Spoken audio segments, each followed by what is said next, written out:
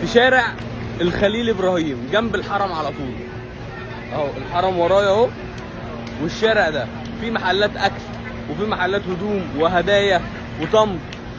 بص المحل ده محل احلام، اي حاجه ب2 ريال. والمحلات اللي بعضها يعني انا اشتريت حاجات بالهبل وهدايا كتير وحاجات كويسه وب3 ريال وب4 ريال وب5 ريال اهي. محل جوه. تعالى بقى اوريكم المحل من جوه جنب الحرم.